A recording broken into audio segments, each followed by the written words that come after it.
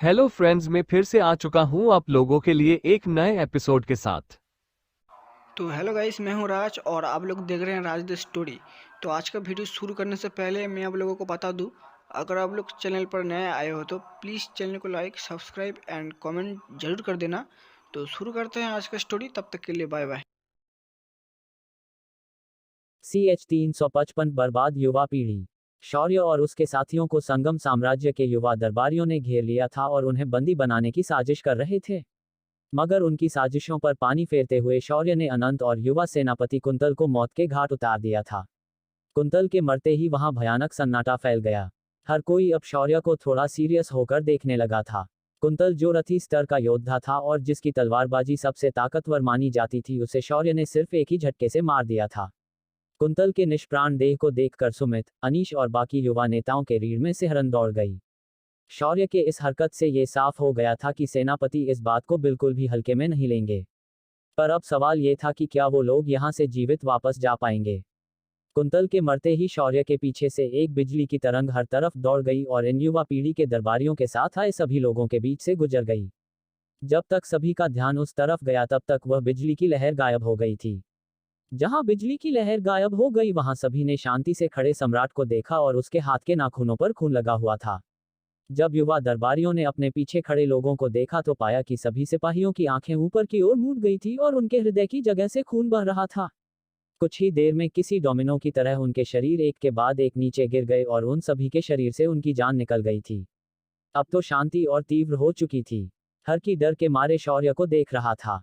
तभी शौर्य ने शांति को भंग करते हुए कहा, देखो भाई, मेरी तुम्हारे साथ वैसे भी कोई व्यक्तिगत दुश्मनी नहीं है। ना मैंने तुम्हारा कुछ चुराया है ना ही तुमने मेरा कुछ चुराया है, पर तुम सभी लोग अपनी ताकत और अपने घमंड के चलते मुझ जैसे राह चलते आदमी से उसकी खूबसूरत बीवी के लिए टकरा गए।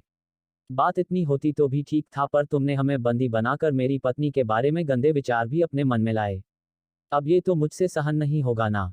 अब तुम लोग ही बताओ कि कौन सा पति अपनी पत्नी के साथ ऐसा होते हुए देख पाएगा। शौर्य ने ऐसा कहा और उन तीनों की तरफ आगे बढ़ने लगा। शौर्य को अपनी तरफ आगे बढ़ते देखकर सबसे पहले ग्रीष्म कुल का मृदुल अपने घुटनों पर आ गया और बोला, रुक जाओ बंधु, मेरा कोई दोष नहीं है। मुझे माफ कर दो, मैं ऐसा बिल्कुल नहीं करूंगा। मुझे छोड़ दो। पर शौर्य ने उसकी ओर देखा भी नहीं और सुमित से कहा, मैंने आज दोपहर को तुम्हें एक मौका दिया था पगले, ताकि तुम अपनी गलती से कुछ सीख पाओ, पर लो तुम तो कुत्ते की दम से भी ज्यादा टेढ़े निकले बे। तुमने तो उल्टा अपने छोटे से अपमान के लिए मेरा काम तमाम करने का ही सपना देख लिया, ये तो बहुत गलत है ना। ऐसा कहकर शौर्य चुटकी बजा दी और अगले ही पल मृदुल का सिर किसी गुब्बारे की तरह फट गया। अंगद कुल का मृदुल सबसे बुरी मौत मारा गया। यहाँ तक कि उसे भी एहसास नहीं हुआ कि वह कैसे मारा गया। अपने बगल में खड़े अंगद के मरते ही अनीश के हाथ पैर कांपने लगे और उसके पैर अचानक नरम पड़ गए और वह सीधा जमीन पर लेट गया और शौर्य के पैर पकड़कर माफी मांगने लगा। मुझे क्षमा कर दो बड़े भाई। मैं गलत था। मुझे ऐसा बिल्कुल भी नहीं सोचना चाहिए था। मुझे क्षमा कर दो और अपने विष हृदय में मेरी गलती को छुपा लो। उसकी विनती सुनकर शौर्य ने अपना सिर ना में हिलाया और बोला, ना मुन्ना ना, तेरी गलती माफ नहीं हो सकती, क्योंकि तुम्हारी आंखें स्पष्ट रूप से बता रही है कि इस झमेले से बाहर निकलते ही तुम अपने कुल की पूरी सेना लेकर मुझ पर हमला करने आ जाओगे। इसीलिए अब तुम्हें भी उनके साथ मरना ही होगा। ऐसा कहकर शौर्य ने अपना हाथ उसके सिर पर रख दिया और बोला, मेरा नाम जपते जा तो तेरा स्वाहा हो जाएगा। अगले ही पल अनीश के मुंह से दर्दनाक चीख निकली और उसकी आंखों की पुतलियां ऊपर की ओर मूड गई और उसके शरीर से उसके प्राण निकल गए। शौर्य की ये निर्दयता देखकर सुमित को एहसास हो चुका था कि उसने गलत व्यक्ति से पंगा लिया है। उसने अपने आप को शांत रखने की कई बार कोशिश की, पर वो ऐसा नहीं कर पा रहा था। उसके हाथ पैर कांप रहे थे। ऊपर से उसके पेट में आसपास फैले खून को देखकर उसे उल्टी आने लगी और उसने वहीं खड़े खड़े उल्टी कर दी। सुमित सिर्फ आंखों में डर लिए शौर्य को देख रहा था, पर कुछ भी बोल नहीं पा रहा था। शौर्य मुस्कुराकर उसे देख रहा था। उसकी मुस्कान आम इंसान के लिए एकदम मासूम दिख रही थी, पर सुमित के लिए वो किसी दानव के मुस्कान से कम नहीं थी। उसने अपने दांत भींचे और गुस्से से शौर्य को देखकर कहा, अगर तुमने मुझे मार दिया तो इस साम्राज्य से तुम बाहर कभी नहीं जा पाओगे। मेरे पिता प्रधान है और उनके आगे सम्राट भी कुछ नहीं कर सकता। अगर उन्हें मेरे मौत की बात पता चल गई तो वो इस साम्राज्य को उल्ट कर रख देंगे। ये सुनकर शौर्य ने मक्खियां उड़ाने की तरह हाथ हिलाया और सुमित को चिढ़ाते हुए कहा, अले ले ले, मैं तो तेरे बाप से डर गया। मुझे बचाओ कोई तो, वरना सुभान गुंटूर मुझे मार देगा। अचानक फिर शौर्य ने गुस्से से सुमित की आंखों में देखा और बोला, तेरा बाप ही क्या तेरा दादा परदादा भी मेरे सामने आ गए ना तो मैं उन्हें यहीं गाड़ दूंगा और वो मेरा कुछ भी नहीं उखाड़ पाएंगे। साला मुझे अपने बाप की धमकी देता है तू। तेरे अंदर अगर इतना दम ही नहीं था तो ऐसे पंगे खड़े ही क्यों करता है बे। अब देख तेरी वजह से तेरा बाप यहाँ आएगा और फिर मैं उसे भी मार दूंगा। शौर्य ने इतना कहा और फिर अपनी बंदूक सुमित के माथे पर सटा दी और कहा, अगले जन्म में कभी भी किसी स्त्री की मर्यादा को भंग करने की कोशिश मत करना वरना अगली बार इतनी आसान मृत्यु तुझे नहीं मिलेगी। एक बम की आवाज हुई और माथे के बीचों बीच छेद लिए सुमित का शरीर नीचे गिर गया। पर जैसे ही सुमित मारा गया अचानक लाल रंग की रोशनी निकली और आसमान में चमक गई। रोशनी के चमकते ही एक प्रचंड दबाव पूरे राजधानी में फैल गया और आसमान में जोरदार आवाज आई, किसकी हिम्मत हुई जो गुंटूर कुल के वारिस को मारने की चेष्टा कर बैठा है इस संगम साम्राज्य में। उस आवाज के जाते ही संगम साम्राज्य की राजधानी के आसमान में लाल कपड़े पहने हुए एक बूढ़ा आदमी प्रकट हो गया। उसकी सफेद लंबी दाढ़ी और सफेद चमकदार बाल हवा में लहरा रहे थे। उसके माथे के बीचों बीच एक तिलक था जो खून के रंग का था या कहे कि वो खून का ही था। उसके कपड़े उसकी ऊर्जा से हवा में लहरा रहे थे और वह आसमान से नीचे अपने पोते की लाश को देख रहा था। उस बूढ़े ने देखा कि उसके पोते की लाश के आसपास कई सारी बाकी लाशें भी गिरी हुई थी। पर जैसे ही उस बूढ़े की नज़र सुमित के मृतदेह के सामने खड़े शौर्य पर पड़ी उसकी आंखें छोटी हो गई और उसने अपने हाथ में प्रचंड अग्नि का गोला निर्माण किया। गोले का निर्माण होते ही पूरे राजधानी में उस गहरे अंधेरे में भी दिन की तरह उजाला हो गया। उस बूढ़े आदमी ने चिल्लाते हुए कहा, रवि तरंग अवरोहन। और अगले ही पल वह गोला शौर्य की ओर बढ़ गया। वह गोला शौर्य को चुने ही वाला था पर इधर शौर्य सिर्फ उस गोले को ठंडी आंखों से देख रहा था और उसके चेहरे पर एक खतरनाक मुस्कान फैल गई थी। शौर्य जैसे ही अपना अगला दांव चलने ही वाला था एक रोशनी की किरण उसके पीछे से निकली और उस गोले को चीरते हुए आर पार निकल गई। ऐसा होते ही आग का वह विशाल गोला किसी गुब्बारे का तरह फट गया और हवा में ही नष्ट हो गया। उस बूढ़े की आंखें सिकुड़ गई। तभी एक मधुर आवाज आई, एक अर्धदैवीय साधक को अपने शक्तियों का इतना घमंड नहीं होना चाहिए। नैतिकता और न्याय दृष्टि के साथ ही कोई भी साधक अपने साधना को प्राप्त कर सकता है, पर साधना को टिकाए रखने के लिए इन मूल्यों का अंत तक पालन करना भी उतना जरूरी होता है वरना समय के इस प्रवाह में अपनी साधना कुंठित कर बैठोगे। ये आवाज शाश्वती की थी और वह बात करते करते आसमान में उड़ने लगी थी। शौर्य ने शाश्वती को देखा तो उसने एक चैन की सांस ली और उसे देखने लगा। शाश्वती उस बूढ़े के सामने आकर खड़ी हो गई और उस बूढ़े के आंखों में आंखें डालकर देखते हुए कहने लगी, आपके सफ़ेद बालों से मैं ये कह सकती हूँ कि आपने मुझसे ज़्यादा इस दुनिया को समझा है, तो इसी बात पर मैं चाहूँगी कि आप पहले कोई और हरकत करें उससे पहले सत्य को जान ले वरना आप अपने कुल को अंत की ओर लेकर जाएंगे। उस बूढ़े को शाश्वती की बात समझ तो आई पर उसका अहंकार घमंड से उसकी बात मानने से रोक रहा था और इसी के चक्कर में उसने गुस्से से कहा, मूर्ख बालिका, तुझे मालूम होना चाहिए कि तू किससे बात कर रही है। मैं इस साम्राज्य का एकमेव अर्धदैवीय स्तर का योद्धा हूँ। मैं यहाँ हूँ इसीलिए आज भी इस साम्राज्य की ओर कोई भी आंख उठाकर नहीं देख सकता। रही बात सत्य को जानने की तो मैंने जो देखा वही सत्य है और उसके परे सब कुछ सिर्फ माया है। उसकी अहंकारी बातें सुनकर शाश्वती की नजरें ठंडी हो गई और उसने अपना सिर ना में हिलाया। तुम जैसे अहंकारी इंसान के साथ नैतिकता, न्याय की बातें करना लगता है बेकार है। इसीलिए अब ज्यादा समय ना जाया करते हुए फिर मुझे तुम्हें खत्म करना ही होगा। ऐसा कहकर शाश्वती ने अपना पंजा सीधा उस बूढ़े की ओर मार दिया। उस बूढ़े ने भी अपने उंगलियों को किसी चिल के पंजे की तरह मोड़ा और शाश्वती के पंजे को बीचों बीच रोकते हुए उस पर हमला कर दिया। शाश्वती ने उसके हमले को भी अपने हाथ से रोक दिया और एक कदम पीछे लिया। वहीं उस बूढ़े ने भी हवा में एक कदम पीछे लिया। उस बूढ़े ने फिर एक बार शाश्वती को देखकर कहा, ओह तो तुम भी अर्धदैवीय स्तर की साधक हो। तभी सोचूं कि तुम मुझे ऐसे ज्ञान देने की कोशिश क्यों कर रही थी, पर अभी भी मैं अपने विचारों पर ही अटल हूँ। ऐसा कहकर उस बूढ़े ने अपने दोनों हाथों पर कोहनी तक अग्नि ऊर्जा को आवाहन करके शाश्वती पर ऊर्जा से कई सारे मुक्के बरसाए। शाश्वती ने बचावात्मक प्रणाली का इस्तेमाल करके उस आदमी के हर मुक्के को अप्रभावी कर दिया। फिर शाश्वती ने अपने दोनों हाथों को रोशनी से घेर लिया और रोशनी तत्व की ऊर्जा को केंद्रित कर लिया और उस बूढ़े पर हमला कर दिया। आसमान में उन दोनों का जो युद्ध हो रहा था उसे खुली आंखों से कोई भी नहीं देख सकता था। सिर्फ जहां जहां दोनों एक दूसरे से टकरा रहे थे वहां सोनिक बूम की आवाज पैदा हो रही थी और आसपास का परिसर तबाह हो रहा था। जैसे जैसे दोनों के हमले तीव्र होते जा रहे थे वैसे वैसे उस बूढ़े को एहसास हो रहा था कि उसकी ऊर्जा अब धीरे धीरे खत्म हो रही है। जैसे जैसे उसकी ऊर्जा खत्म हो रही थी वैसे वैसे शाश्वती का पगड़ा भारी होते जा रहा था और दोनों के मुक्कों के लेन देन के दौरान उस बूढ़े का थोड़ा संताल बिगड़ गया और अगले ही पल शाश्वती की एक लात उस बूढ़े के पेट पर पड़ी और वह आसमान से सीधा जमीन पर किसी मिसाइल की तरह आकर टकरा गया। आसपास के 200 मीटर से भी ज्यादा इलाके को इस धमाके ने धूल में मिला दिया था। इस हमले में घायल होने की वजह से वह बूढ़ा उस गहरे गड्ढे से बाहर नहीं आ पा रहा था। जैसे ही वह थोड़ा गड्ढे से बाहर निकल कर आया, अगले ही पल शाश्वती ने अपना मनपसंद हमला कर दिया। रोशनी की एक सीधी धारा उसके 2 उंगलियों से निकली और उस बूढ़े के हृदय और माथे को नष्ट करके निकल गई। उस बूढ़े का घायल पार्थिव वही उस गड्ढे में पड़ा रहा। इतनी देर से ये सारा मामला निशा गुप्त और ऋषि गुप्त छुपकर दूर से देख रहे थे। आज दोपहर को भी उन्होंने शौर्य और सुमित के बीच हुई बहस को अच्छे से सुना था और अब इस वक्त उन्होंने देखा कि शौर्य जितना दिखता है उससे कई गुना शक्तिशाली है। वहीं उसकी पत्नी कोई आम साधक बिल्कुल भी नहीं है, वो एक अर्धदैवीय स्तर की योद्धा है। बस इसी बात को सोचकर ही दोनों को अब पसीना आ रहा था। अब तो निशा खुद को बहुत ही नसीब वाला समझ रही थी, क्योंकि उसने आज दोपहर को शौर्य को ज्यादा उकसाया नहीं था। अगर उसने ऐसा किया होता तो उनका भी यही हाल अब तक हो चुका होता। इधर उस बूढ़े का काम तमाम करने के बाद शाश्वती आसमान से सीधा शौर्य के गले में खुद गई और प्यार भरी आवाज में बोली, पतिदेव मैं बहुत थक गई हूँ, मुझे आराम करने ले चलो।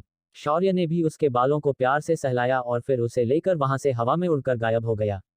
वहीं सम्राट जो पीछे रुका था, उसने एक बार इधर उधर देखकर ये निश्चित किया कि वहां कोई नहीं है। फिर उसने अपने हाथ को आसमान में उठा लिया और अगले ही पल कई सारी बिजलियां आसमान से नीचे गिरी और उन्होंने सिर्फ उन लाशों को ही टारगेट किया। अगले ही पल जब वहां की धूल थोड़ी हट गई तो निशा गुप्त ने देखा कि वहां कोई भी लाश मौजूद नहीं थी और खुद सम्राट भी वहां मौजूद नहीं था। उस बूढ़े के मरते ही सुभान गुंटूर, जो इतनी देर से अपने बेटे की अकाल मृत्यु को लेकर शोक मना रहा था, उसने देखा कि उसके पिता की आभा भी अचानक वातावरण से गायब हो गई है। उसने जल्दबाजी में अपने महल के नीचे तहखाने में जाकर देखा तो पाया कि उसके बेटे की तरह उसके पिता का भी आत्मा दीप बुझ चुका है।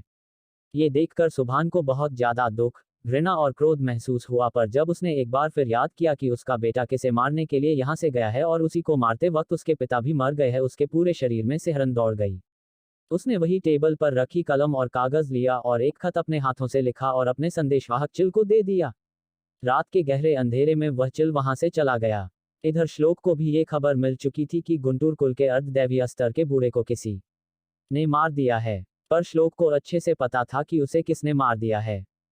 क्या गुंटूर कुल, ग्रीष्म कुल और अंगद कुल के लोग अपने युवा वारिसों की हत्या का प्रतिशोध ले पाएंगे? क्या सम्राट श्लोक शौर्य की जानकारी इन बड़े दरबारियों को दे देगा? क्या मुख्य सेनाध्यक्ष अपने बेटे की मृत्यु का प्रतिशोध ले पाएगा? CH 356 अनंत अमृत कढ़ाई। शौर्य ने गुंटूर कुल के अर्धदैवीय स्तर के योद्धा को खत्म कर दिया था। उसे खत्म करने के बाद शौर्य और उसके साथी वहां से निकल गए थे। इधर पूरे राजधानी में सभी की नींद उड़ गई थी। सभी दरबारियों के घरों में लाइट्स अभी भी चालू थी और हर कोई एक ही बात कर रहा था, उनके युवा वारिसों को किसने मारा है। एक ही रात में साम्राज्य के मुख्य दरबारियों के और सेनाध्यक्ष के वारिसों को किसी ने खत्म कर दिया था। पर जब तक इनके लोग वहां पहुंचे तब तक सारी लाशें भी वहां से गायब हो गई थी। वहां कोई भी जीवित नहीं बचा था। इस भयंकर घटना की वजह से दूसरे दिन सुबह सुबह पूरे राजधानी के अंदर आपातकाल घोषित कर दिया था। आने जाने के सभी रास्तों पर नाकाबंदी करके सख्त जांच शुरू कर दी थी। पर इनमें से किसी को भी ये मालूम नहीं था कि ये लोग जिन्हें पूरी रात शहर के अंदर ढूंढ रहे हैं, वो लोग अपनी भेड़ों के पास रात को शहर से बाहर जाकर रुके हुए थे। दूसरे दिन सुबह सुबह शौर्य, शाश्वती और सम्राट अपने गरिए के भेस में शहर में वापस लौट आए। उन तीनों को बाहर से अंदर आते हुए देखकर उन्हें किसी ने भी नहीं रोका। शौर्य आज गरिए के भेस में होने की वजह से और शाश्वती भी अपने सर पर घूंघट लेने की वजह से किसी ने भी उन्हें नहीं पहचाना। शहर के अंदर आते ही शौर्य ने देखा कि बाजार के बाहर की तरफ शेरा खड़ा था और अपने नाखूनों से किसी इंसान की तरह दांत में फांसी गंदगी को साफ कर रहा था। जैसे ही शेरा ने शौर्य को देखा तो उसने शौर्य को आंख मारते हुए कहा, भीड़ू तू तो एकदम सॉलिड निकला रे। तुमने एक इंच रात में सभी बड़े परिवारों की सारी युवा पीढ़ी को मौत के घाट उतार दिया। शेरा इससे पहले कुछ और भी बक देता, शौर्य ने उसके मुंह पर हाथ रख और बोला, मैंने तुझे जो काम दिया था क्या वह काम हो गया है? शौर्य के सवाल को सुनकर शेरा ने सिर्फ हाँ में सिर हिलाया। शौर्य ने फिर अपने हाथ से ताली बजाई है। क्या बात है छोटे, तुमने तो जादू किया मेरे यार। अब चल फिर हम अपने पहले मेहमान से बात करने चलते हैं। ऐसा कहकर शौर्य ने शेरा के सर पर हाथ फेरा और फिर उसे लेकर वहां से आगे निकल गया। इधर निशा गुप्त और ऋषि गुप्त अभी भी प्रवेश द्वार के पास बने घर की छत पर बैठकर शौर्य और उसके साथियों को वहां से जाते हुए देख रहे थे। उन्हें जाते हुए देखकर ऋषि के दिमाग में एक शातिर कल्पना सूझी और उसने तुरंत मन ही मन एक योजना बना डाली। उसके चेहरे पर तिरछी मुस्कान आई और उसने निशा का हाथ पकड़ा और छत से नीचे कूद गया। इधर श्लोक अपने महल में आज अकेला बैठकर आने वाले आपातकाल से निपटने की योजना बना रहा था। उसे अच्छे से पता था कि उसके साम्राज्य के मुख्य दरबारियों के वारिस खत्म हो चुके हैं, यानी उनकी ताकत सीधा आधे से कम हो चुकी है। अगर इस बात की खबर बाहर फैल जाती है तो वो अपने साम्राज्य और खुद की कुर्सी को कभी बचा नहीं पाएगा। श्लोक ने बोतल की ओर देखा और कहा, स्वामी, जैसा मैंने सोचा था वैसा बिल्कुल नहीं हुआ है।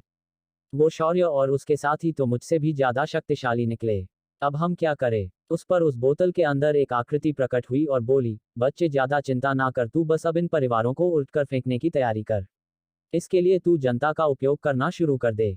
इन परिवारों ने अब तक लोगों पर बहुत जुर्म ढाए हैं, तो अब जन आक्रोश का उपयोग करके इन्हें दबाना शुरू कर दे। ये सुनकर श्लोक के चेहरे पर एक तिरछी मुस्कान आई, पर अगले ही पल उसकी मुस्कान गायब हो गई। उसने तुरंत कहा, भले जन आक्रोश इनके खिलाफ हो जाए, पर राज्य के कानून के अनुसार मैं इन दरबारियों और उनके परिवार को कोई सजा नहीं दे सकता। ऊपर दे विदेशी ताकतों का उन्हें आधार मिला हुआ है। इस पर उस आकृति ने हंसते हुए कहा, तू उसकी चिंता क्यों कर रहा है? तेरे पास अब शौर्य है ना, तो तू सारा दोष उसके माथे मढ़ दे।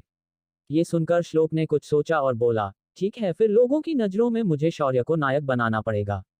फिर भी मैं उसके लिए तैयार हूँ, क्योंकि मुझे इन दरबारियों को जड़ से मिटाना होगा, वरना मेरा प्रतिशोध कैसे पूर्ण होगा? इन्होंने मेरे माँ बाप के साथ जो किया उसका अभी हिसाब नहीं हुआ है।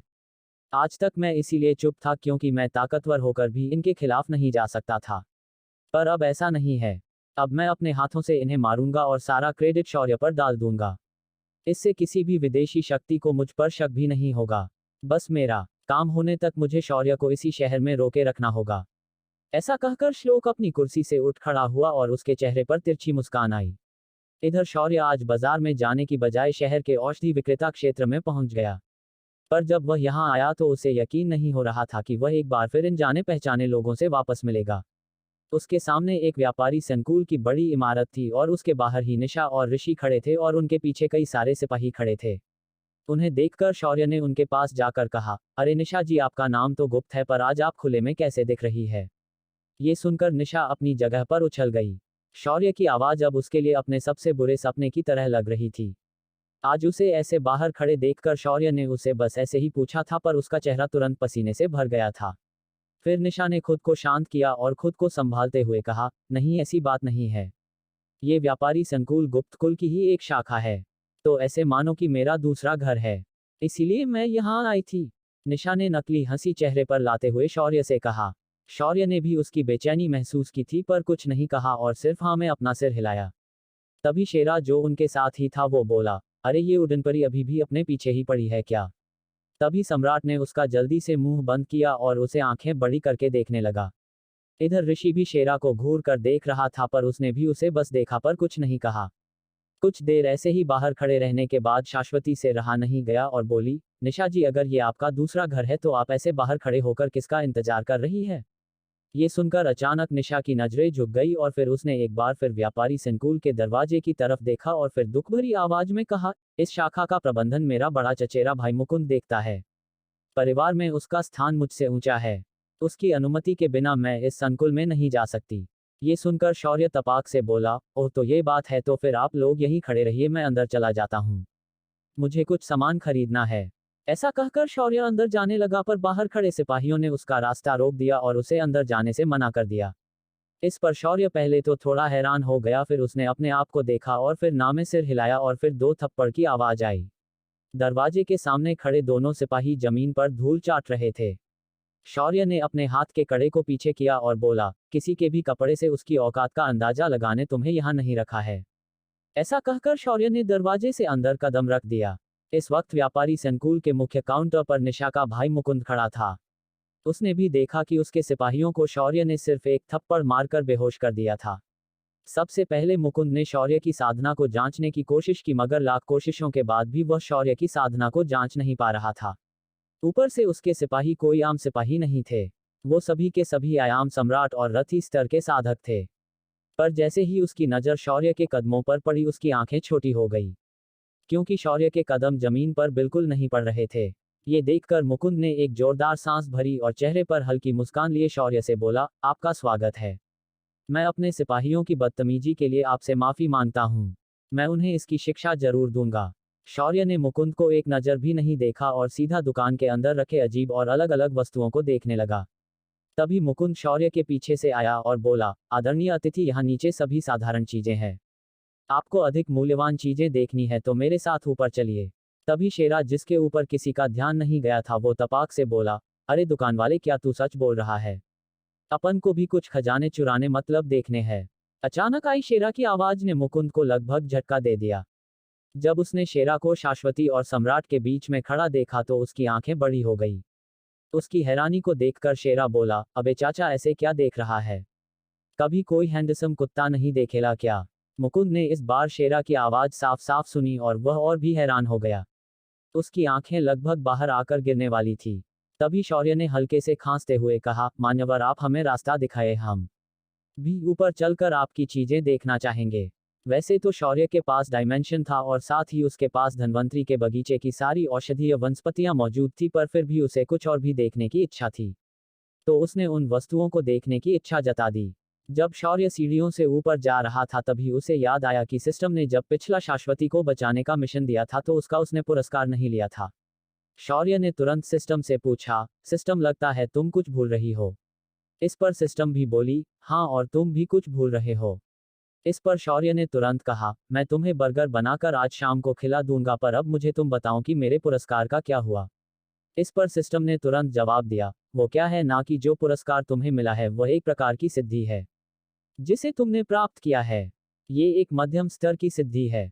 इस पर शौर्य ने कहा, हाँ ठीक है, वो जो भी हो, मुझे वो सिद्धि अब दे भी दो। इस पर सिस्टम बोली, उस सिद्धि को प्राप्त करने के लिए तुम्हें पहले साधना करने के लिए बैठना पड़ेगा। जब तुम बैठोगे तो उसका ज्ञान मैं तुम्हें दे दूंगी। सिस्टम की बात सुनकर शौर्य ने हाँ में सिर हिलाया और अपने सामने रखी वस्तुओं को देखने लगा। शौर्य ने अपनी सामने कई प्राचीन वस्तुएं, पत्थर, हथियार, जड़ी बूटियां और कई तरह के आभूषण देखे।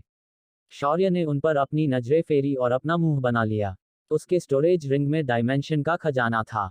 साथ ही अमूल्य देवताओं की साधना तकनीकें और युद्धकला तकनीकें थी। अमूल्य हथियार और खजाने थे, और उसके पास ऐसी वस्तुएं थी जिनके बारे में अगर किसी को पता चला तो वो लोग शौर्य के पीछे किसी शिकारी की तरह पड़ जाएंगे। तभी शौर्य ने देखा कि कोने में एक कड़ाई की तरह दिखने वाली वस्तु ऐसे ही पड़ी हुई थी। पर शौर्य ने देखा कि उसके ऊपर धूल जम गई है। इसी जमी हुई धूल से ये साफ पता चल रहा था कि इस संकुल में इस वस्तु को ज्यादा महत्व नहीं दिया जा रहा है। शौर्य नीचे बैठा और उसने उस कड़ाई को चारों तरफ से ध्यान से देखना शुरू कर दिया। उस कड़ाई के दो कान थे जो दो नागों की आकृति से बने हुए थे। उसी सतह पर जो रंग था वह काफी मटमैला लग रहा था। शौर्य ने उसे अपने हाथ में उठाया और मुकुंद को दिखाते हुए बोला, ये वस्तु आप क्या मुझे बेच सकते हैं? इस पर मुकुंद थोड़ा चौंका और फिर बोला, ये कड़े मुझे मध्य क्षेत्र के व्यापारी ने दी थी। उसने मुझे कहा था कि ये सबसे मूल्यवान वस्तु है, पर उस वक्त मैंने बिना जांचे इसे ले लिया, पर मुझे बाद में पता चला कि ये सिर्फ एक पीतल की साधारण वस्तु है, तो मैंने उसे ऐसे ही कोने में फेंक दिया है। अगर आपको ये चाहिए तो आपको मैं इसे मुफ्त में दे दूंगा। इस पर शेरा ने तुरंत कहा, देख चाचा, तू अपनी बात से पलट नहीं जाएगा ना? इस पर मुकुंद ने दृढ़ निश्चय के साथ कहा, नहीं नहीं, मैं सच कह रहा हूं कि मुझे इसे मुफ्त में देने पर कोई समस्या नहीं होगी। उसकी बात सुनकर शौर्य ने उसे ज्यादा कुछ नहीं कहा और उस कड़ाई को हाथ में पकड़कर अपने दिमाग में सिस्टम से बोला, सिस्टम, इसे स्कैन करो। शौर्य के कहने पर सिस्टम ने उस कड़ाई को जांचा और तुरंत शौर्य के सामने एक डिस्प्ले स्क्रीन आई। अनंत अमृत कड़ाई। स्पष्टीकरण, ये कड़ाई उच्च स्तरीय अमर औषधियां बनाने के लिए उपयोग में लाई जाती है। इसका निर्माण भगवान विश्वकर्मा ने सुश्रुत ऋषि के लिए किया था। इसी का उपयोग करके उन्होंने संजीवनी गोली का निर्माण किया था। समय के चक्र में ये कड़ाई देवताओं से हस्तांतरित होकर मानव लोक में आ गई। 100 साल पहले हुए और असुर संग्राम में ये कड़ाई लुप्त हो गई। ये पढ़कर शौर्य के चेहरे पर एक संतुष्टि से भरी हुई मुस्कान आई। शौर्य ने फिर एक बार मुकुंद को देखा और उसके अकल से अंधे होने पर मन ही मन हंसना शुरू कर दिया। शौर्य जब हंस रहा था तो उसका शरीर अजीब तरह से झटके खा रहा था, पर उसके मुंह से हंसी बाहर नहीं आ रही थी, जिसे देखकर मुकुंद को बहुत ही अजीब लगा। तभी शौर्य ने शाश्वती को देखा और बोला, शाश्वती, आप इसे अपने रिंग में रखिए। आज शाम को मैं आपके लिए एक खास वस्तु बनाऊंगा। शाश्वती ने काढ़े को लिया और ज्यादा सवाल जवाब ना करते हुए उस कढ़ाई को अपने रिंग में डाल दिया। तभी उसी माले पर 4 लोग आए। इन सभी को देखकर शेरा की आंखें चांदनी जैसी चमकने लगी थी। शेरा के सामने खड़े चारों आदमियों ने अपनी दौलत दिखाने के लिए इतने सारे आभूषण पहने थे कि खुद कुबेर भगवान भी उनसे शर्मा जाएंगे। साथ ही उनके बाहर निकले पेट इस बात की गवाही दे रहे थे कि ये लोग धन के दम पर विलासी बने हुए हैं। शौर्य ने भी उन्हें देखा और उन्हें नजरअंदाज किया। पर उन चारों में से एक आदमी मुकुंद को देखकर बोला, अरे मुकुंद, उस गरीब गरिए से क्या बात कर रहे हो? ऐसे लोगों को तुमने अंदर भी कैसे आने दिया? वो छोड़ो और हमें बताओ कि ये नीलामी कहाँ हो रही है। उस आदमी की बात सुनकर मुकुंद की धड़कनें चूक गई, क्योंकि उसे अंदाजा था कि शौर्य क्या चीज है, पर इन अकल के अंधों ने उसका अपमान करने की कोशिश की। मुकुंद ने अपनी थूक निली और कुछ बोलने ही वाला था, पर तभी एक आवाज आए और उसका मुंह काला पड़ गया। किसकी आवाज थी? क्या शौर्य इनसे पंगा ले बैठेगा? किस नीलामी की बात ये चार लोग कर रहे थे? अब क्या होगा आगे? CH 357 संकट मोचन गदा। शौर्य गुप्त कुल के व्यापारी संकुल में अपने लोगों के साथ पहुंचा था। यहां आकर उसे अनंत अमृत कढ़ाई मिली थी, जो मुकुंद गुप्त में उसे मुफ्त में ही दे दी थी। शौर्य उसके बाद कुछ और देखने के लिए ऐसे ही अपनी नजरें फेर रहा था, तभी वहां चार धनी लोग पहुंच गए। उन्होंने शौर्य के कपड़ों को देखकर उसका मजाक बनाते हुए मुकुंद से नीलामी की जगह पूछ रहे थे। पर उनके इस मजाक के जवाब में एक आवाज आई और मुकुंद का चेहरा काला पड़ गया। अबे, ये हम्टी डम्टी लोग भी आजकल यहाँ आने लगे हैं। इनके पेट देख, साले 9 महीने के गर्भवती लग रहे हैं। बस इतना कहना ही था कि चारों मोटों के चेहरे लाल पड़ गए। उनके थुलथुले शरीर ऐसे वाइब्रेट होने लगे जैसे वो सभी लोग अभी के अभी फट जाएंगे। पर हमारा शेरा वहीं नहीं रुका और उसने एक और कमेंट फेंक कर मार दी, अबे मोटो, ऐसे क्या हिल रहे हो? अब क्या तुम्हारे डिलीवरी का टाइम आ गया है क्या? सम्राट ने बात को बढ़ते देखकर शेरा के मुंह को जबरदस्ती दबा दिया और उसे आगे कुछ और बकने से रोक दिया। उसने अपना सिर खुजाते हुए कहा, माफ करना कुत्ता है, इसकी आदत है ऐसे बकवास करने की। पर सम्राट ने देखा को अब देर हो चुकी है। उनमें से एक मोटे ने अपनी मोटी अंगूठियों से भरी उंगली उठाई और थरथराते हुए हाथों से कहा, तुम खुद को क्या समझते हो? एक मामूली सा गरिया और उसका कुत्ता अब हमारा मजाक उड़ाएंगे? तुम्हें पता नहीं, पर इस साम्राज्य के सम्राट की आधे से ज्यादा आय सिर्फ हम चार व्यापारियों से आती है। अगर हमने एक इशारा किया तो हम तुम्हें तुम्हारी भेड़ों के साथ चुटकियों में खरीद लेंगे। उसकी ये बात अब शौर्य का ईगो हट कर गई। शौर्य ने अपनी भौहें सिकुड़ी और एक गहरी सांस ली और शांति से कहा, देखिए बंधु, हम अपनी श्वान के इस बदतमीजी के लिए आपसे माफी मांगते हैं, पर अब आपको भी हमारा अपमान करने के लिए माफी मांगनी होगी। आप लोगों की उम्र का लिहाज करते हुए मैं ये तो बता सकता हूँ कि कोई अपनी माँ के पेट से अमीर और गरीब पैदा नहीं होता। तो आपको किसी ने ये अधिकार बिल्कुल नहीं दिया कि आप उनके कपड़े और उनके काम देखकर ये तय करें कि सामने वाला गरीब है या अमीर। शौर्य ने अपने पूरे गुस्से को दबाते हुए ये बात बड़े ही शांति से कही थी। पर तभी दूसरा मोटा बोला, मैं मध्य क्षेत्र के धराकुल का बड़ा बेटा हूँ। मेरे सामने तुम सिर्फ एक तुच्छ भेड़ चराने वाले गरिए हो। और रही बात हमारी माफी की, तो हमने कोई गलत बात कही ही नहीं। तू एक फटीच गरीब है तो है, उसमें गलत क्या है? तभी शेरा ने खुद को सम्राट के हाथों से छुड़ाया और गुस्से से बोला, अबे मोटे टुच्चे, मैं तेरी लंगोट के साथ खरीद लूंगा, पर हम भेड़ पालते हैं सूअर नहीं, इसीलिए तू हमारे किसी काम का नहीं, पर फिर भी मैं तुझे तेरी औकात दिखाकर रहूंगा। और क्या बोला तू? तू धराकुल से है? फिर तो मोटे तेरी चर्बी तो हम आज यहीं उतार कर रहेंगे। शेरा इस वक्त बहुत ज्यादा भड़क गया था, इतना कि शौर्य भी नहीं भड़का था। इसका कारण किसी और को तो समझ नहीं आया, पर शेरा बखूबी जानता था। उसकी नजर इन चलते फिरते पैसों की दुकानों पर थी और उन्हें उकसाकर शेरा उन्हें लूटना चाहता था। बस शेरा ने इतना कहा ही था कि तीसरा मोटा आगे आया और बोला, कुत्ते, मैं तेरा खून पी जाऊंगा। अपनी इस लंबी जुबान को संभाल कर बात कर। ये सुनकर शेरा एक और बार बोला, तू क्या पिशाच है क्या जो मेरा खून पिएगा? साले मोटे, तुझे मैं भून कर खा जाऊंगा। अगर तुझमें दम है तो चल आज देख ही लेते हैं कि कौन कितना अमीर है। अगर तूने मुझे हरा दिया तो मैं तुझे मेरे मालिक के पास जितना धन है उतना दे दूंगा। पर अगर मैं जीत गया तो तुम चारों अपने पास का सारा धन मुझे दे दोगे। शेरा के पास से उकसावे का उन चारों पर असर हो गया, पर इस अवसर का लाभ उठाते हुए मुकुंद बोला, अगर आप लोग अपने धन को आजमाना चाहते हैं तो मेरे साथ नीलामी घर में चलिए, वहीं हम दूध का दूध और पानी का पानी कर देंगे। तो बोलिए, कैसा लगा मेरा प्रस्ताव? शौर्य ने तुरंत मुकुंद की चालाकी पकड़ ली, पर उसने भी इन चारों को लूटने की मन ही मन तैयारी की थी, खासकर इस धराकुल के व्यापारी की। शौर्य ने भी शेरा को शाबाशी दी और उसके सिर को सहलाया। उन चारों अमीर व्यापारियों ने भी इस बात पर सहमति जताई और मुड़कर मुकुंद के साथ नीलामी घर की ओर जाने लगे।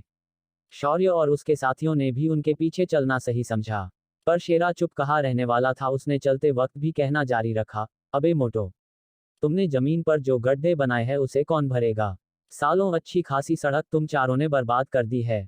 शेरा ने फिर जमीन से एक पत्थर उठाया और उन चारों में से एक गंजे के सर पर उछलकर मार दिया और बोला, क्या अबे मोटे, इतना चुप क्यों है? बोलना, तू अपनी प्रसूति की तारीख क्या बताई ने? तुझे तो 9 महीने पूरे हो गए हैं ना? पूरे रास्ते शेरा ने उनका मजाक उड़ाने का एक भी मौका नहीं छोड़ा, पर उन मोटों ने अपना मुंह बिल्कुल भी नहीं खोला। उन्होंने इससे साबित कर दिया था कि मोटे लोग अपना अपमान सहन करने में उस्ताद होते हैं। नीलामी घर में पहुंचने के बाद शौर्य ने देखा कि पूरा नीलामी घर लोगों से खचाखच भर गया था। अंदर जाते ही मुकुंद ने शौर्य और उसके साथियों के लिए स्पेशल केबिन दे दिए। वहां मौजूद लोगों ने देखा कि एक कुत्ता और 3 इंसान जो कि गरिए थे, उन्हें इतनी वीआईपी सेवा मिलते देखकर उनके भौहें खड़ी हो गई। शौर्य और उसके साथी वहां मौजूद केबिन के अंदर जाकर बैठ गए। उनके बराबर सामने वाले केबिन के अंदर वो चारों मोटे बैठे थे। आज शौर्य अपने धन को उनके सामने दिखने वाला था और बाद में इन चारों का सारा धन अपने लिए रखने वाला था। तभी उसी नीलामी घर के सामने बने स्टेज पर एक खूबसूरत अदाकारा यानी एक मादक सौंदर्यवती आ गई और उसने अपने अंदाज में वहां मौजूद लोगों को देखकर अपनी खूबसूरत स्माइल बिखेरी और आगे बोली, संगम साम्राज्य के व्यापारी संकुल द्वारा आयोजित इस मासिक नीलामी में आप सभी का स्वागत है। आज की इस नीलामी में 3 खास चीजें आप सभी के लिए नीलाम करने के लिए है, पर उससे पहले हम हमारी मासिक वस्तुओं को नीलाम करेंगे। उस लड़की ने ऐसा कहा और अपने एक पैर को आगे किया। उसकी इस हरकत से उसकी सफेद मुलायम टांग बाहर आ गई। उस लड़की ने लाल रंग की ड्रेस पहनी थी। वो इतनी पारदर्शी थी कि उसके शरीर के अंदर ढके हुए सारे अंग साफ दिखाई दे रहे थे। उसके कपड़े इतने भड़काऊ थे कि उसे देखते ही सभी की आंखें किसी एक्सरे मशीन की तरह उसके कपड़े को आर पार देखने की कोशिश करने लगे। कुछ उच्च साधना वाले साधक जिन्होंने दिव्य दृष्टि जागृत की थी, उन्होंने ने तो उसके पूरे शरीर को अंदर बाहर देखना शुरू कर दिया था। उस लड़की का शरीर भी काफी सुडौल था और उसका चेहरा भी काफी आकर्षक था, पर अद्विका और शाश्वती के मुकाबले वो चाय कम पानी थी। इस वजह से शौर्य ने उसकी ओर जरा भी ध्यान नहीं दिया। पर तभी शेरा ने अपने सामने वाले केबिन की तरफ देखकर कहा, अबे मोटो, उस लड़की को ज्यादा गुरु मत, वो तुम्हारे हाथ नहीं आने वाली। तुम हाथी के बच्चों के हाथ वो लग गई तो वो पचक्कर पापड़ बन जाएगी। और अपनी ऐसे कुत्तों की तरह लार टपकाना बंद करो, क्योंकि तुम सुअरों के बिरादरी के लगते हो, तो मेरी बिरादरी का नाम बेवजह बदनाम मत करो। शेरा की इस बात से उन चारों को लगभग खून की उल्टियां होने वाली थी, क्योंकि शेरा ने ईश्वर उनका अपमान वहां मौजूद 1000 के आसपास लोगों के सामने किया था। वहां आए हुए लोग इन चारों को अच्छे से जानते थे, पर उन पर हंसने की किसी ने कोई कोशिश नहीं की। पर सामने स्टेज पर मौजूद लड़की की मधुर हंसी निकल गई। फिर उसने शौर्य की केबिन की ओर देखा, जहां उस लड़की को स्टेज से सिर्फ शौर्य ही दिखाई दे रहा था। वहां मौजूद लोगों को लगा कि इस लड़के ने ही इन चारों का अपमान किया होगा, क्योंकि वहां नीचे बैठा शेरा किसी को नहीं दिख रहा था, पर उसके आवाज सभी को साफ साफ सुनाई दे रही थी। शौर्य ने शर्म से बगल में बैठे शेरा को गुस्से से देख और उसे चुप रहने का इशारा किया, पर सामने बैठे मौतों को अब अच्छा खासा गुस्सा आ चुका था। एक मोटे ने अपनी उंगली शेरा की ओर की और कहा, कुत्ते के बच्चे, मैं तुम्हें ऐसे मारूंगा कि तू आज के बाद सिर्फ भौंकेगा और बाकी इंसानी बोली कभी नहीं बोल पाएगा। पर उस आदमी की बात पर किसी ने भी ध्यान नहीं दिया। तभी उन दोनों लोगों की बात को काटते हुए स्टेज पर खड़ी लड़की ने कहा, महोदय, आप अपनी शत्रुता अपने धन की आपूर्ति से कर सकते हैं, इसलिए आपको एक दूसरे का अपमान करने की जरूरत नहीं है। अब हम सीधा आज की नीलामी के कार्यक्रम की तरफ बढ़ते हैं। पेश है हमारे आज के नीलामी का पहला सामान, जो कि है अनामिका बेल। इस बेल का उपयोग करके आप जिनका साधना मार्ग नष्ट हो चुका है उसे बदल सकते हैं। इसका शुरुआती मूल्य सिर्फ 10,000 मध्यम आध्यात्मिक पत्थर है। आपको हर बोली पर कम से कम 1000 से अधिक मूल्य को बढ़ाना होगा। इस नीलामी में वस्तु के मूल्य की कोई भी ऊपरी सीमा नहीं है। बस उसका इतना कहना ही था कि लोगों ने बोली लगाना शुरू कर दिया।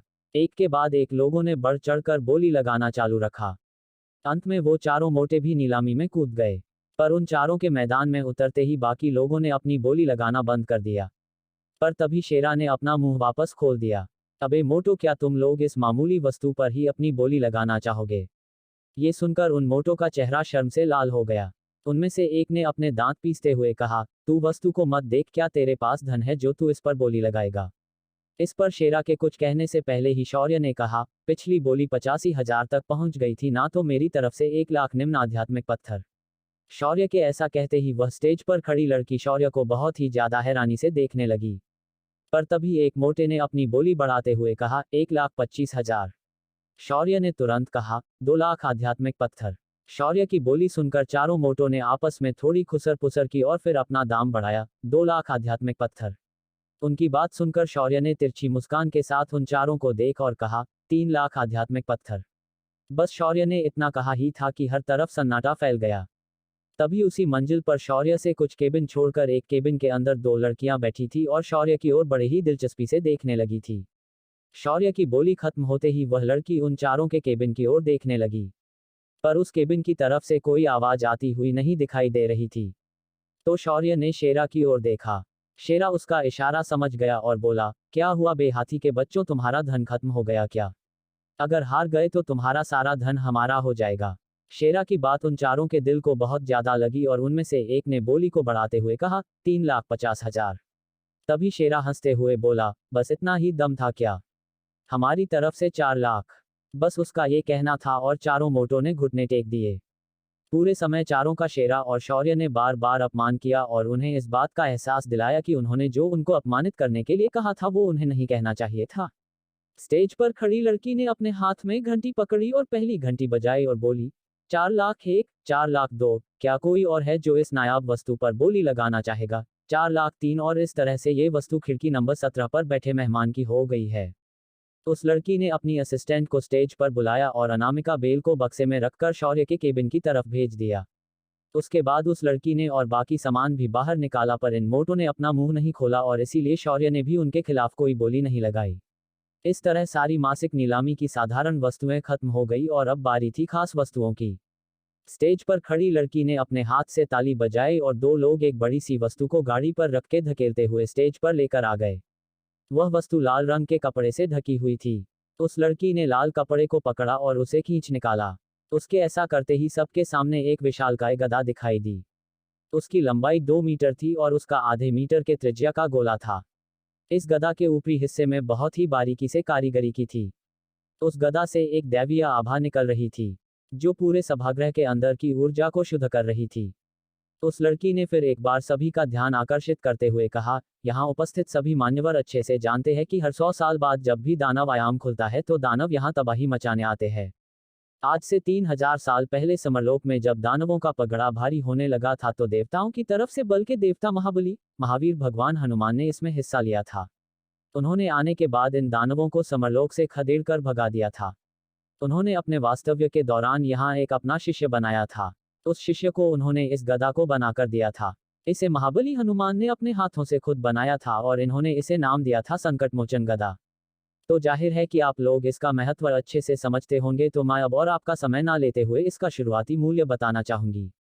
इसका मूल्य है सिर्फ 10 लाख माध्यम स्टार के आध्यात्मिक पत्थर। आप अपनी बोली 10,000 पत्थरों से आगे बढ़ा सकते हैं। बस उसका इतना कहना ही था कि शौर्य के बगल के केबिन से एक मधुर आवाज आई, सप्त सिंधु आश्रम से 30 लाख की बोली, हरिहर आश्रम से 50 लाख की बोली, अनंत आश्रम से 1 कोटि की बोली, अकर्म संप्रदाय से 1.25 करोड़ की बोली। तभी एक बहारदार और भरी आवाज आई, मध्य क्षेत्र के दिव्य गुरुकुल की तरफ से 2 करोड़ की बोली। मुझे लगता है कि आप लोग हमारे दिव्य आश्रम की प्रतिष्ठा का मान रखेंगे और इस बोली को नहीं बढ़ाएंगे। पूरा सभागृह शांत हो गया। कोई भी आगे बोलने की हिम्मत नहीं कर रहा था। इसका कोई खास कारण था क्या? क्या शौर्य भी इस बात पर शांत बैठेगा? क्या शौर्य अपने आराध्य की बनाई गदा को प्राप्त कर पाएगा? लोग ऐसे दिव्य आश्रम के नाम से चुप क्यों हो गए? CH 358 दिव्य गुरुकुल की चाल। शौर्य ने आए हुए 4 व्यापारियों से बातों बातों में शर्त लगाई और उन्हें उकसाने के बाद वह उनके साथ नीलामी घर में उनसे मुकाबला करने पहुंच गया। उसने यह पहुंचकर उन चारों को पहली वस्तु पर ही बुरी तरह से हराकर चुप करा दिया था। पर जब संकटमोचन गदा की नीलामी शुरू हुई तो उसमें बड़े बड़े आश्रमों और संप्रदायों ने हिस्सा लिया। पर जब मध्य क्षेत्र के दिव्य आश्रम ने अपनी बोली लगाई तो किसी ने भी आवाज नहीं निकाली और सभी लोग पीछे हट गए। स्टेज पर खड़ी लड़की भी अब डर गई थी। उसने भी लोगों को बोली लगाने के लिए उकसाना जरूरी नहीं समझा और उस वस्तु को दिव्य आश्रम को देने के लिए तैयार हो गई थी। पर इतनी देर से शौर्य, जिसका ध्यान दिव्य आश्रम के लोगों पर ही था, उसने अचानक अपना मुंह खोला और कहा, 1 लाख उच्च आध्यात्मिक पत्थर। बस उसकी आवाज आते ही सभी लोगों की गर्दनें तुरंत उसके केबिन की ओर मुड़ गई। स्टेज पर खड़ी लड़की को अपने कानों पर यकीन नहीं हुआ तो उसने फिर एक बार पूछा, दालन क्रमांक 17 के अतिथि, क्या आप फिर एक बार अपनी राशि दोहराएंगे? इस पर शौर्य ने कहा, 1 लाख उच्च आध्यात्मिक पत्थर। इस बार शौर्य ने उच्च शब्द पर विशेष जोर दिया, क्योंकि एक उच्च आध्यात्मिक पत्थर 10,000 निम्न आध्यात्मिक पत्थरों के बराबर और 1,000 मध्यम आध्यात्मिक पत्थरों के बराबर होता है। इसका मतलब था कि शौर्य ने इस बार सीधा 10 करोड़ माध्यम आध्यात्मिक पत्थरों की बोली लगा दी थी। उसकी बोली सुनकर दिव्य आश्रम के केबिन से एक बूढ़ी आवाज आई, मेरे मित्र, मुझे लगता है कि तुम अपने धन पर बहुत गर्व करते हो, पर इस लोक में हर चीज सिर्फ धन से प्राप्त नहीं की जाती। बेहतर होगा कि तुम अपनी बोली वापस लो। पर शौर्य उसे कुछ कहता उसके पहले ही शेरा बोल पड़ा, अबे बुढ़े तेरा एक पैर कब्र में लटका है। तू तेरी सोच साले, चुपचाप अगर तेरे पास धन है तो ज्यादा बोली लगा और इसे खरीद ले, ऐसे धमका क्यों रहा है? तेरे गुरुकुल में क्या डाकुओं को तो नहीं ना सिखाया जाता? शेरा की बात खत्म होते ही एक अर्धदैवीय स्तर की आभा उस केबिन से फट पड़ी और सीधा शेरा की ओर आ गई। पर शेरा और शौर्य दोनों पर ही उस आभा का असर नहीं हुआ। पर उनकी वजह से निचली साधना वाले बाकी केबिन में बैठे लोगों को खून की उल्टियां होने लगी। शौर्य को उस बूढ़े की ये हरकत बहुत ही गलत लगी। उसने दांत पीसते हुए कहा, तू एक बूढ़ा है इसीलिए मैं तुझसे इज्जत से बात करने वाला था, पर अब मेरा मूड खराब हो गया है। तेरी ऐसी की तैसी हटेले बुढ़े साले, मैं तेरे दांत तोड़ दूंगा। झाड़ की पत्ती साले, हरामखोर गंजे, तेरी कब्र पर कुत्ता मूत्र मारे। तुझे जुलाब लगे, तेरी 7 पीढ़ियां गंजी पैदा हो। तुझे मिर्गी के दौरे पड़े। नालायक बुढ़े, तेरा बेटा नामर्द हो, तेरी बेटी भाग जाए और तेरी बीवी मर जाए। शौर्य ने अपने मुंह को खोला और शुरुआत में शुद्ध गलियां दी और कुछ देर बाद उसने उस बुढ़े के माँ बहन का भी कड़वी हिंदी में उद्धार कर दिया। शौर्य इधर ही नहीं रुका और उसने इंग्लिश, तमिल, मराठी, तेलुगु गलियां भी उस आदमी को चिपका दी। शौर्य की गलियां जितनी उसे समझ आई उतनी ही सुनकर उस बुढ़े के कान से खून निकलना शुरू हो गया था। जैसे ही वह बूढ़ा फटने वाला था उसे तुरंत शौर्य के केबिन में एक अर्धदैवीय स्तर की आभा महसूस हुई। ये आभा उसकी आभा से बहुत ही शक्तिशाली और काफी ठंडी लग रही थी, जिस वजह से उनके केबिन में बैठे लोगों को ऐसे लगने लगा जैसे कोई हिंसक जीव उन्हें निगलने के लिए देख रहा है। ये आभा शाश्वती की थी। उसने भी देखा था कि उसका पति काफी क्रोधित था और उस वजह से उसे भी इन बुड्ढों पर काफी गुस्सा आया था। दिव्य गुरुकुल के दोनों बूढ़ों ने शौर्य को जवाब देना सही नहीं समझा और तुरंत चुप हो गए। इधर स्टेज पर खड़ी लड़की भी अपने घुटनों पर बैठकर हाँफ रही थी। उसने देखा कि दोनों बूढ़ों ने आगे कुछ नहीं कहा तो उसने अपने हाथ का हथौड़ा मारा और 1 2 3 की गिनती कर दी। फिर उसने उस संकटमोचन गदा को शौर्य के केबिन में भेज दिया। इधर गदा सामने आते ही शौर्य उसके सामने घुटनों पर बैठ गया और उसने उसे प्यार से छुआ और बोला, मेरे आराध्य महाबली, आपको मैं पृथ्वी पर तो नहीं मिल पाया पर आपके हाथों द्वारा बनाया ये शस्त्र मुझे आपसे मिले आशीर्वाद की तरह है। जय श्री राम। ऐसा कहकर शौर्य ने उस गदा के ऊपर अपना दिव्य रक्त चढ़ाया और अगले ही पल उस गदा से एक दिव्य ध्वनि निकलने लगी। अगर उसे ध्यान से सुना जाए तो पता चल रहा था कि वह दिव्य ध्वनि राम नाम का जाप कर रही थी। शौर्य ने अपना हाथ आगे किया और वह गदा छोटी हो गई, पर शौर्य ने इसे अपने शरीर में रखने के बजाय अपनी अंगूठी में रख दिया। फिर शौर्य ने मुड़कर स्टेज की तरफ देखा। स्टेज पर खड़ी लड़की ने एक विशिष्ट प्रकार की जड़ी बूटी बाहर लाई थी। इस जड़ी का नाम विनोवरा पुष्पी था। इसका उपयोग साधक के साधना असंतुलन से इलाज करने के लिए किया जाता था। इस लोक में ये जड़ी नहीं मिलती थी। इसका विकास 7 चंद्रमा में से एक कदम चंद्र के ऊपर ही होता है। ये चंद्रमा कालदेव के नियंत्रण में था, इसीलिए उसकी शक्तियां की वजह से ये चंद्रमा हमेशा काले रंग में दिन में दिखाई देता था और रात में गायब हो जाता था। विनोवरा पुष्पी की खासियत और उसका उपयोग दोनों भी बहुत ज्यादा दुर्लभ थे, इसके लिए इसकी मांग पूरे समरलोक में थी। और आज ये जड़ी संगम साम्राज्य में नीलामी घर के अंदर सभी के सामने रखी थी। सभी लोगों ने फिर एक बार अपनी बोली लगाना शुरू कर दिया। इसकी शुरुआती कीमत जो सिर्फ 1 करोड़ आध्यात्मिक पत्थर थी अब 10 करोड़ तक पहुंच गई थी। पर कोई भी पीछे हटने की कोशिश नहीं कर रहा था। यहाँ तक कि दिव्या आश्रम ने एक बार फिर लोगों को अपने नाम से धमकाया, पर शौर्य ने जब से उनकी इज्जत उछाल दी थी वहां मौजूद बाकी लोगों ने भी उनसे डरना बंद कर दिया था। ऊपर से इन कुलों, गुरुकुलों, संप्रदायों में से हर एक के यहाँ कोई ना कोई साधना असंतुलन से जूझ रहा था।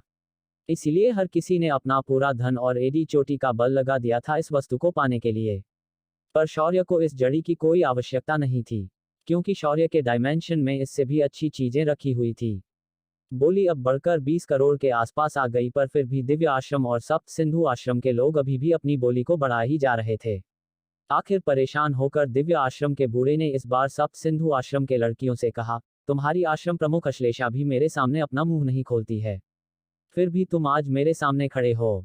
सप्त सिंधु आश्रम की लड़कियां कुछ बोलना चाहती थी, पारी तभी पंगेबाज शेरा ने तुरंत कहा, ले अब ये बुढ़े छोटी बच्चियों को भी डराने लगे हैं। क्या ये सच में दिव्य आश्रम वाले ही है ना, या फिर उनके नाम का गलत उपयोग करके सिर्फ अपने लिए यहाँ चीजें खरीदने आए हैं? भाई ऐसे झामू लोगों की कोई कमी नहीं है इधर। शेरा की बात सुनकर दोनों बूढ़ों ने भौहें सिकोड़ ली। एक ने तुरंत शेरा पर चिल्लाने की कोशिश की, पर शेरा तो शेरा था, उसने उस पर ध्यान भी नहीं दिया और वापस अपनी बक बक करने लगा। दोनों बूढ़ों के सब्र का बांध टूट रहा था और लड़कियां नीलामी की रकम बेहिसाब बढ़ाए जा रही थी। आखिरकार उन दोनों ने हार मान ली और लड़कियों को वह वस्तु मिल गई। स्टेज पर खड़ी लड़की ने विनोवरा पुष्पी को बाद में बक्से में रखकर उन लड़कियों के पास भेज दिया और उन लड़कियों ने भी उसका दाम दे दिया। अब बारी थी इस नीलामी कार्यक्रम के सबसे आखिर वाले वस्तु की। ये बेहद खास वस्तु थी, जिसके लिए पूरी दुनिया खून की नदियां बहने के लिए भी तैयार है। स्टेज पर आई लड़की ने एक वस्तु को लाल कपड़े में सबके सामने पेश किया और कहा, इस वस्तु को खोलने से पहले मैं आपको ये बात बताना चाहूंगी कि ये कोई साधारण वस्तु नहीं है। इस वस्तु के लिए इस लोक के लोग खून की नदियां बहाने के लिए भी तैयार है। ये दानव आयाम की उन तत्वकुलों की चाबियों में से एक मुख्य चाबी है। इतना कहकर उस लड़की ने उस वस्तु के ऊपर से उस लाल कपड़े को हटा दिया और सभी के आने प्रकट हुआ एक स्तंभ।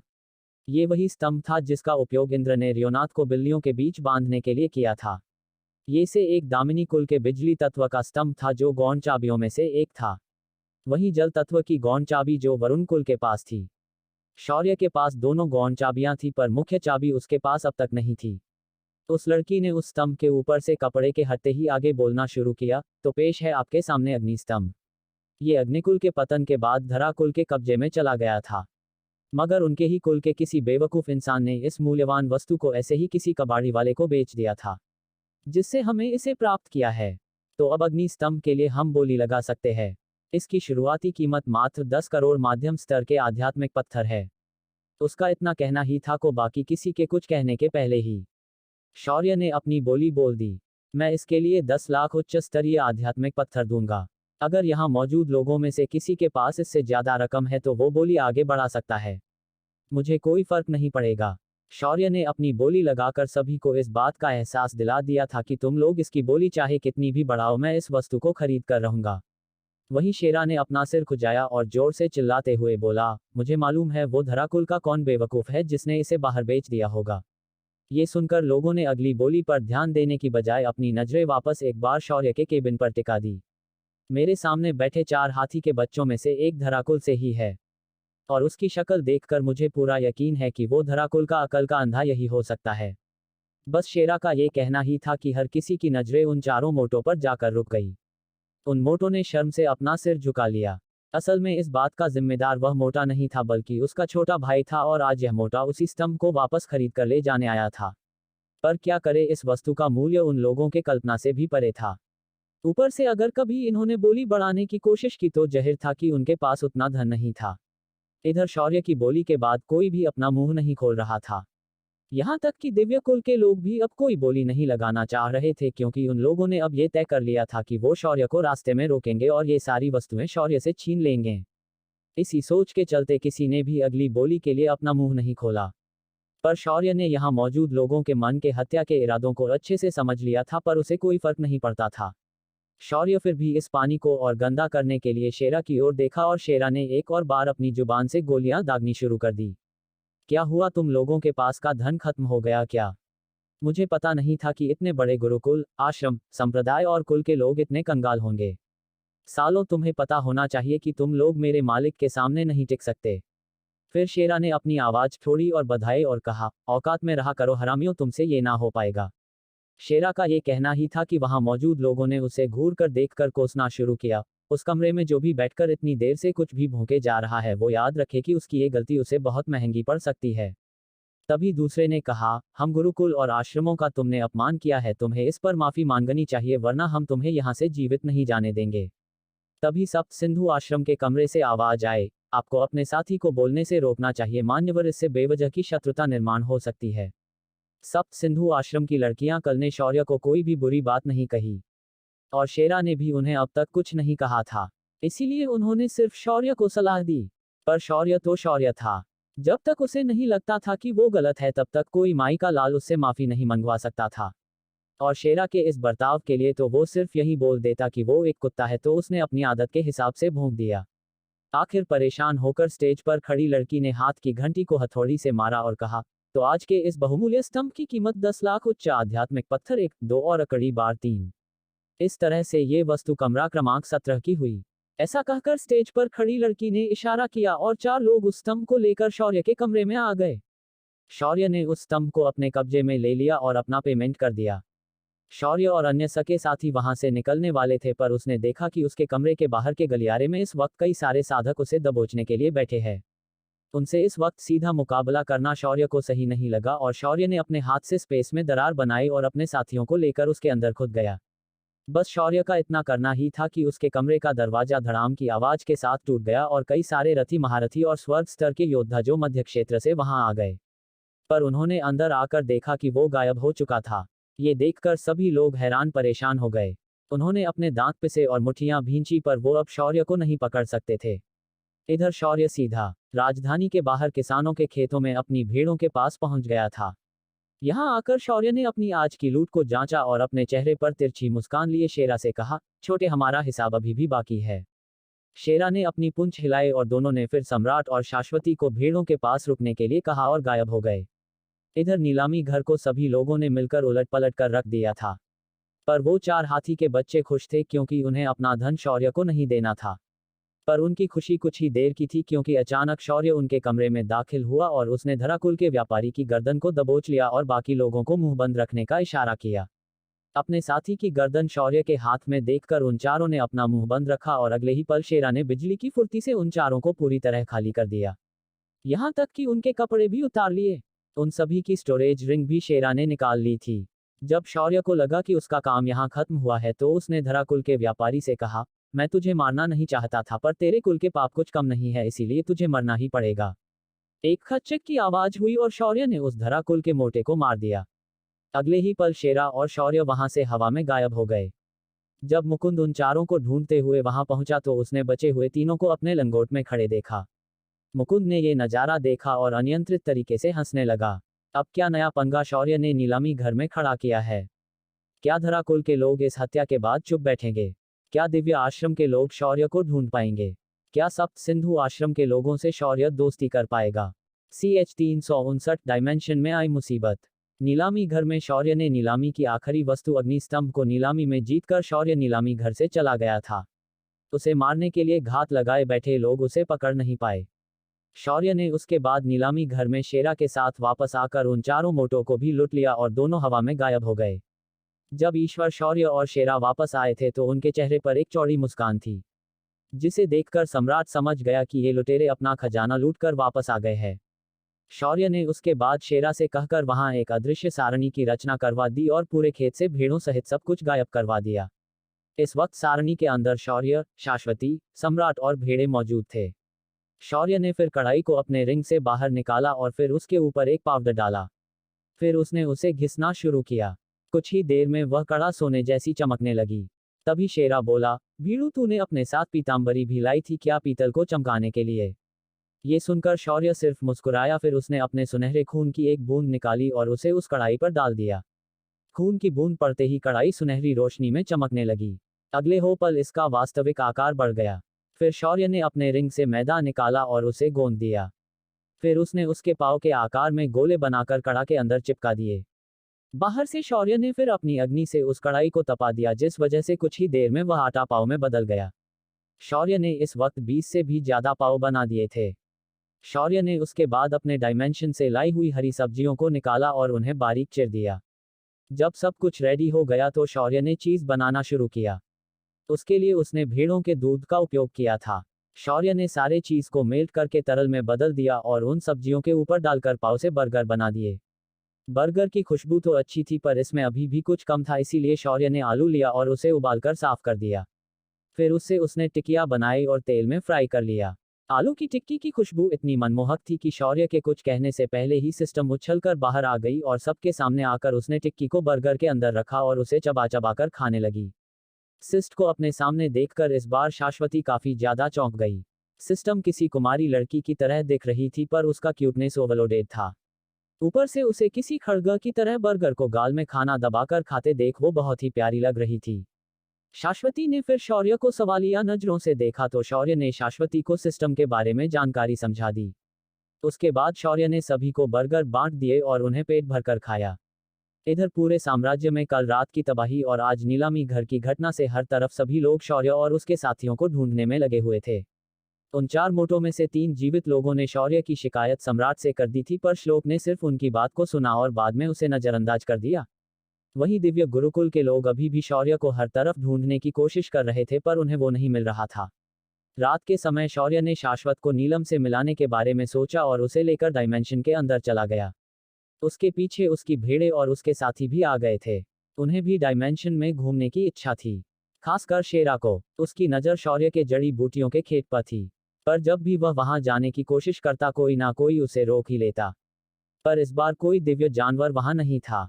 शौर्य के सभी बच्चे, कनक, नागशिखा सभी इस वक्त गांधार साम्राज्य में रुके हुए थे। तो ये मौका शेरा छोड़ना नहीं चाहता था। पर जब वह बगीचे के पास पहुंचा तो उसने वहां दो छोटे छोटे ग्रिफिन और एक विशालकाय मादा ग्राफी को देखा और उसके सारे किए कराए पर पानी फेर गया।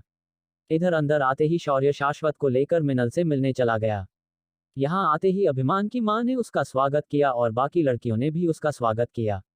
पर शौर्य को अपनी मां नहीं मिली। तभी उसे पता चला कि नीलम युद्धाभ्यास करने के लिए महल के पिछले हिस्से में गई है। जब शौर्य नीलम से मिलने पहुंचा तो उसने देखा कि उसकी मां कड़ी धूप में तलवार चलाने का अभ्यास कर रही है। शौर्य के आने की खबर मिलते ही उसने अपना अभ्यास रोक दिया और वह शौर्य के पास आ गई। पर जब उसने शौर्य को शाश्वती के साथ देखा तो उसने शौर्य को सवालिया नजरों से देखा। पर शौर्य ने इसे पूरी तरह नजरअंदाज किया और शाश्वती का हाथ पकड़कर आगे आया और झुककर मां के पैर छुए। नीलम ने उन्हें जो भरकर आशीर्वाद दिया, पर अभी भी उसके मन में सवाल थे। अब शौर्य ने उसके सवाल भरी नजरों को देखते हुए कहा, मां, ये मेरी दूसरी भार्या शाश्वती है। बस शौर्य का इतना कहना था कि नीलम की आंखें घूम गई और उसने गुस्से से चटाक के साथ शौर्य को थप्पड़ मार दिया। फिर नीलम ने उसके कान को मरोड़ते हुए कहा, तुमने ऐसा करने की सोच भी कैसे लिया? अब मैं अद्विका को क्या जवाब दूंगी? यही कि उसके जाने के बाद मेरे नालायक बेटे ने एक और लड़की के साथ विवाह किया है। इस पर शौर्य ने अपने आप को नीलम के हाथ से छुड़ाते हुए कहा, मां, आप गलत समझ रही है। मुझे शाश्वती से विवाह करना पड़ा और वो भी अद्विका और मां भैरवी के कहने पर ही। उनके पूर्व अनुमति से ही मैंने विवाह किया है और मुझे 6 और विवाह करने पड़ेंगे। मां भैरवी का कहना है कि यही मेरी नियति है। ये सुनकर नीलम का गुस्सा थोड़ा शांत हुआ। फिर उसने पूछा, वैसे विवाह के समय तुमने मुझे क्यों नहीं बताया? इस बात पर शौर्य ने अपना सिर खुजाया और कहा, वो मैं थोड़ा भूल गया था, पर देखो मैं आपकी बहू को आपसे मिलवाने लेकर तो आया हूं ना। इस पर एक और बार शौर्य को चपत लगी और फिर जाकर नीलम ने शाश्वती को ध्यान से देखा। शाश्वती के सिर से घूंघट को हटाकर नीलम ने उसके चेहरे को निहारा और उसकी बलाइयां लेते हुए बोली, मेरी बहू तो सूर्य सी तेजस्वी है। मैं आशा करूंगी कि तुम बाकी 6 पत्नियां भी इतनी ही खूबसूरत लाओगे। शौर्य ने अपनी नाक को खुजाया और बोला, क्या मां, आप भी कुछ भी कहती है? उसके बाद नीलम ने उन्हें अंदर महल में लाया और उनके साथ बैठकर बातें करने लगी। पर शौर्य का ध्यान उन पर बिल्कुल नहीं था, क्योंकि उसकी नजरें माया को ढूंढ रही थी। तभी नीलम ने शौर्य की परेशानी को समझा और बोली, माया इस वक्त आयाम के विस्तारित हिस्से में गई है। कुछ दिनों पहले शुभरा को वहां कुछ अजीब जीव दिखाई दिए थे, इसीलिए उसकी जांच करने के लिए माया वहां कुछ लड़कियों के साथ गई है। ये सुनकर शौर्य ने तुरंत पूछा, मां, ये शुभरा कौन है? ये सुनकर नीलम हंसते हुए बोली, अरे वो गरुड़ की पत्नी है। उसे भी तो तुमने ही अपने साथ अंदर लाया था ना। ये सुनकर शौर्य को याद आया कि उसकी मां उस मादा ग्रिफिन की बात कर रही है। शौर्य ने बात को समझते हुए हाँ में सिर हिलाया और शाश्वत को मां के पास छोड़कर वहां से बाहर आया। इधर शेरा हर कमरे में घुसकर इधर उधर ताक झांक कर रहा था, पर उसके चेहरे से साफ पता चल रहा था कि उसे यहाँ कुछ भी नहीं मिल रहा था। तभी शौर्य ने देखा कि सम्राट आयाम की लड़कियों के साथ बातें करते हुए टहल रहा है। फिर उसकी नज़र 3 स्तंभों पर गई, जिन्हें दानव आयाम की चाबियां भी कहा जाता है। शौर्य ने उन्हें ठीक से खड़ा किया और उनकी ऊर्जा को अच्छे से जांच लिया। तभी सिस्टम की आवाज आई, होस्ट, मुझे लगता है कि तुम्हें अब अपनी अगली साधना का आरंभ करना चाहिए। ये सुनकर शौर्य थोड़ा सोच में पड़ गया। इतने दिनों से शौर्य सिर्फ एक जगह से दूसरी जगह भेड़ों के साथ ही चले जा रहा था और उसने एक दिन भी शांति से बैठकर साधना नहीं की थी, पर उसकी साधना हर दिन थोड़ा थोड़ा बढ़ रही थी। फिर उसने ना रहकर सिस्ट से पूछ ही लिया, सिस्टम, मैंने कुछ दिनों से देखा है कि मेरी साधना हर दिन थोड़ी थोड़ी बढ़ रही है, इसका कारण क्या है? इस बात पर सिस्टम ने सिर पीट लिया और बोली, होस्ट, तुम्हें मालूम होना चाहिए कि तुम्हारे साथ क्या हुआ है। तुम्हें अगर इस बात का विस्मय हो गया हो तो बता दूं कि तुम भगवान महादेव द्वारा रचित सर्वोच्च साधना तकनीक का अभ्यास करते हो, तो जाहिर है कि ये साधना कुछ खास तो होगी ही। तुम्हारी ये तकनीक तुम्हें बिना साधना किए भी हर दिन तुझा लिए ऑटोमेटिक साधना करती है। अगर तुम हर दिन थोड़ी भी साधना करने बैठो तो तुम्हारी ये तकनीक और अधिक तेजी से तुम्हारी साधना को बढ़ा देगी। ये सुनकर शौर्य को याद आया कि वो जिस साधना तकनीक का अभ्यास करता है वो ऐसे ही बनी हुई है। पृथ्वी पर उसका असर मालूम नहीं होता था, पर यहाँ आध्यात्मिक ऊर्जा सघन होने की वजह से उसकी साधना में प्रतिदिन सुधार हो रहा था। शौर्य ने ये बात समझकर अपने माथे को पीट लिया। फिर शौर्य खुद पर हंसते हुए बोला, यार मेरे साथ इतना कुछ उलट पलट हो चुका है कि मुझे कुछ याद ही नहीं रहा। कोई बात नहीं, आज से मैं बिना किसी आलस के हर दिन साधना करूंगा। फिर एक दिन ऐसा आएगा कि हर दिन मैं एक स्टार को पार कर जाऊंगा। इस पर सिस्टर ने ताना मारते हुए कहा, ऐसे खुली आंखों से सपने देखना बंद कर दो। ऐसा कुछ नहीं होगा। जितना तुम्हारा साधना स्तर बढ़ेगा उतना ही तुम्हारे लिए साधना करना और आध्यात्मिक ऊर्जा का अवशोषण करना मुश्किल हो जाएगा। इस पर शौर्य का मुंह लटक गया। शौर्य ने उसके बाद आगे कुछ नहीं कहा और यहाँ वहां घूमने लगा। उसे फिलहाल साधना के लिए बैठने की कोई जल्दी नहीं थी। तभी असमान से उसने माया को उसकी तरफ आते हुए देखा। आज भी माया बहुत खूबसूरत लग रही थी। आखिर थी तो वो अप्सरा ही, पर क्या करे, शौर्य और माया दोनों भी एक स्वामी और सेवक थे। उनका रिश्ता इसके आगे नहीं बढ़ सकता था। माया ने आसमान से उतरकर शौर्य को मुस्कुराते हुए प्रणाम किया, फिर मुस्कुराते हुए बोली, स्वामी मुझे क्षमा करें, मैं आप जब आए उस वक्त यहाँ नहीं थी। मैंने कुछ खास जीवों को नए विस्तारित क्षेत्र में देखा था तो मैं थोड़ी जांच पड़ताल के लिए वहां गई थी। शौर्य ने मुस्कुराकर कहा, कोई बात नहीं माया, तुम अपने कर्तव्य को ही तो निभा रही थी ना। वैसे ये नए जीव कोई खतरनाक जीव है क्या? इस पर माया का चेहरा थोड़ा उतर गया और बोली, हमारे डायमेंशन के अंदर ये जीव नए विस्तार के बाद ही आए हैं। ये थोड़े अलग तरह के जीव है।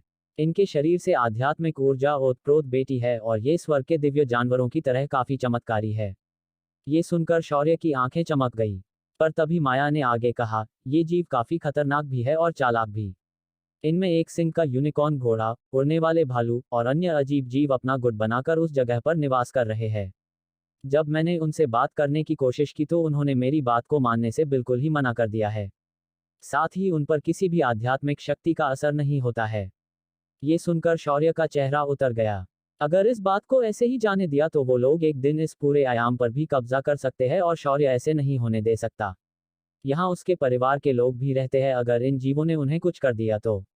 इसीलिए इस पर जल्द से जल्द शौर्य को कोई ना कोई तोड़ निकालना होगा। यही सोचकर शौर्य थोड़ा सीरियस हुआ और बोला, मुझे उनके पास लेकर चलो, मैं उनसे खुद बात करना चाहता हूँ। शौर्य की बात सुनकर माया ने हाँ में अपना सिर हिलाया और वह शौर्य के साथ उस स्थान पर पहुंची जहां इन जीवों ने अपना क्षेत्र बना रखा था। आसमान से शौर्य ने ध्यान से देखा कि इन जीवों में सभी के शरीर से रोशनी निकल रही थी, मानो वो सारे जीव रोशनी के तब से ही बने हो। शौर्य ने आसमान से देखा कि उन जीवों में सबसे शक्तिशाली जीव आयाम सम्राट स्तर का था और वो कोई और नहीं, एक विशाल सुनहरे रंग का चिंपांजी था। उसके हाथ में एक विशालकाय डंडा था। इस वक्त वह एक सिंहासन पर बैठा था और अपने सामने खड़े जीवों को देख रहा था। इस वक्त ऐसा लग रहा था जैसे उनकी कोई मीटिंग चल रही हो।